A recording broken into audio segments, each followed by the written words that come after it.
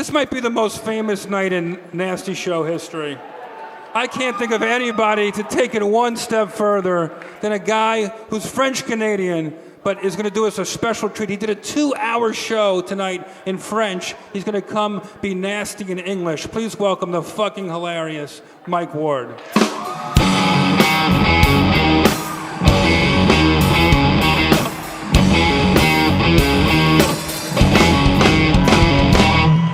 Thank you.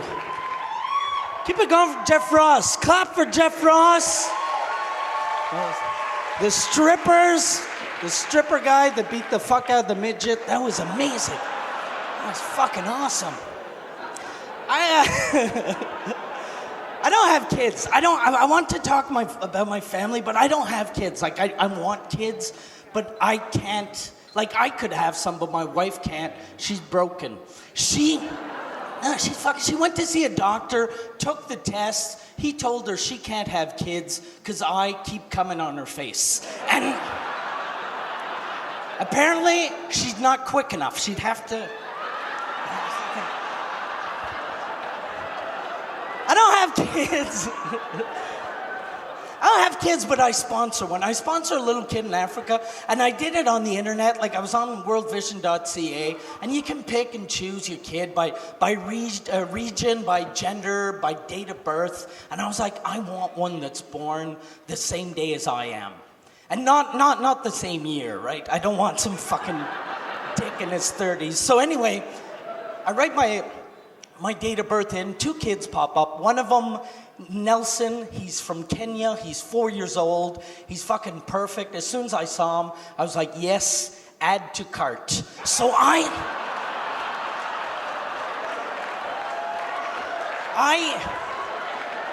own him, because the other one was fucking no good. The other one was from I think he was from Haiti. His name was Treasure. And he was all poor and ugly and Treasure. His name is Treasure, for fuck's sakes. But I got why they called him Treasure, because I wanted to bury him too. So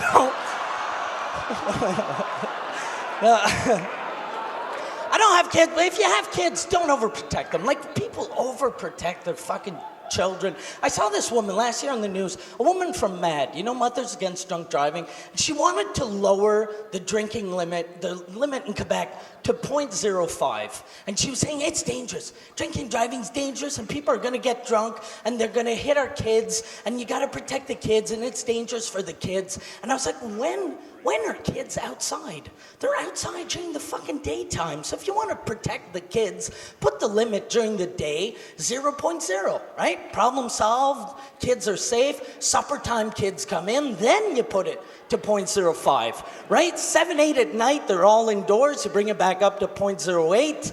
10 o'clock, they're asleep, you bring it up to 1.2. Midnight, you bring it up to 3.7. 2 in the morning, you're doing coke with the cops. Because seriously, if at 4 in the morning, I'm shit-faced, I hit your kid, what the fuck was he doing outside?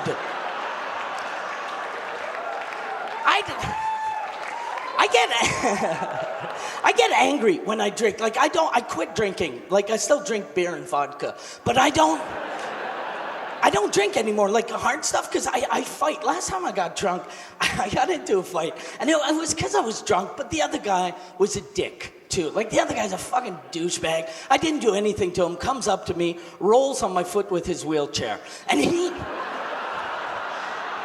couldn't fight for shit. It was pathetic. You know, when you're fighting someone, you expect, like, the guy to, you know, duck and weave. You don't expect the other guy's piss bag to explode. That's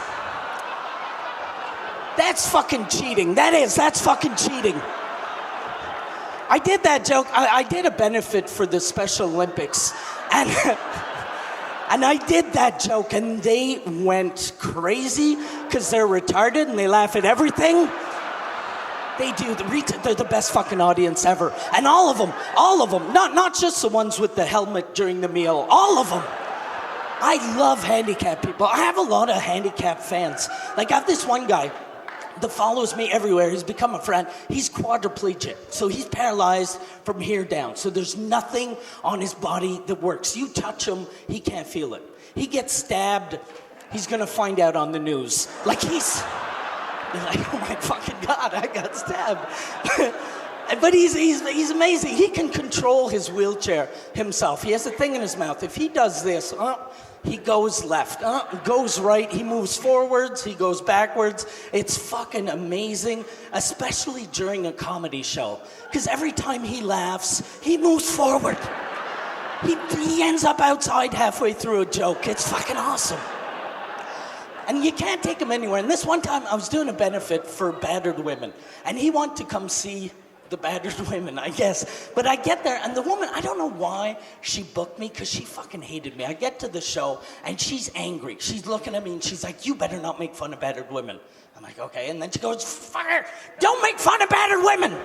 I'm like, no, I'm not going to. Stop patronizing me. I know you. Stop it. You're going to make fun of Battered Women, but don't. You're not allowed to make fun of Battered Women. Do not make fun of Battered Women. And she leaves. And I wasn't there to make fun of Battered Women. I didn't want to make fun of Battered Women. I don't think making fun of Battered Women is funny. But having her keep telling me not to do it, I was like, you fucking cunt. That's all I'm going to do now. Because she was annoying. Seriously, after 2 minutes, I kind of got why her husband used to hit her. So anyway...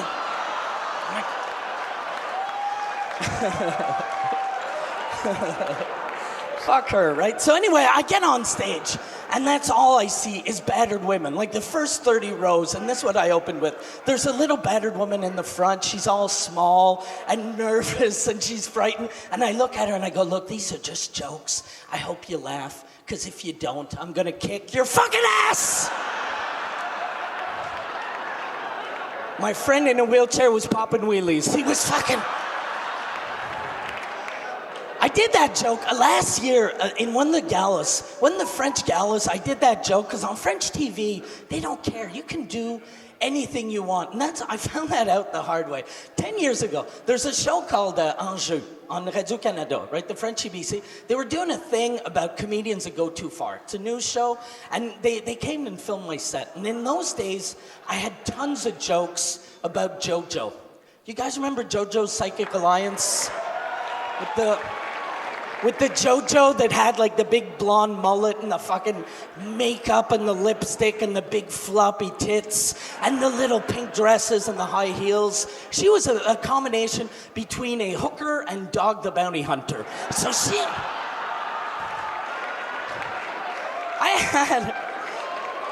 So I'm doing my jokes about her. We start the interview, right? They film my jokes, start the interview, and the reporter doesn't like me. He looks at me and he's like, what about the victim? And I'm like, what? He goes, what about the victims? And I was like, what victims? What? And he goes, your victim, Jojo. I'm like, she's not my fucking victim. I'm not the one who put the lipstick on. So he's like, no, but do you think about it when you're writing? Do you think about how her family must feel, how her kids must feel, how her son feels? And I'm like, she has a son? Someone fucked her? So anyway... And he keeps going. He's like, you're victims, you're victims, you're victims. And I'm trying to answer, but victim, victim, victim. And after like 10 minutes, I just lost it. I was like, look, I stand up, I look at him, and I'm like, look, I don't care about the victims. Fuck the victims. And I left thinking that went fairly well. So, no, I knew I was going to look like a dick, but with the editing, it was a million times worse. Because in those days, I had this joke, and I had this joke that was like too dirty. And here's the joke, okay? In those days, I was dating this chick that had never had an orgasm, ever. And it wasn't my fault, because I fuck well. But I couldn't get her to come, and no matter what I did, and I had dildos, I had vibrators, I fucking tag teamed her with that guy, and nothing. Nothing. And I don't know if it's because she was frigid or because she was 8 years old, but she was always crying and bleeding, and see, fuck you, it's a nasty show. Okay, so see, I wouldn't say shit like that in a gala, because I know you can't say shit like that on TV, and you know you can't say shit like that on TV, but those fuckers at Enjeu were like, let's put that on TV. The first time in my life I was ever seen by French Canada is with that joke. Okay, and we'll put it into context. 7 o'clock at night, okay?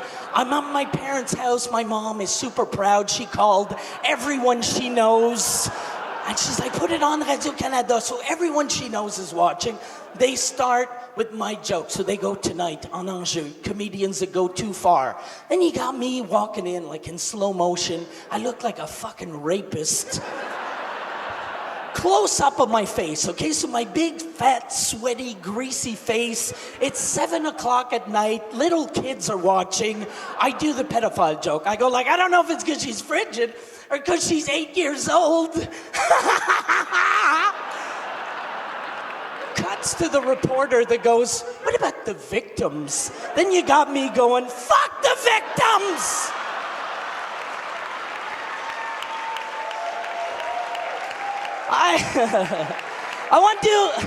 You guys are fucking awesome. I want to do one last joke before I get out.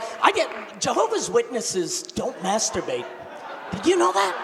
I found that out in high school. There was this kid in my class named Miguel, and this one time we're talking about jerking off. Miguel leaves, and he's fucking angry. And I'm like, Miguel, you don't masturbate? And he goes, no! And I go, why not? He goes, because Jesus wouldn't like it. I was like, what the fuck? I'm not asking you to masturbate Jesus. He can do it himself. He's got holes in his hands. That must be fucking... Thank you. Merci.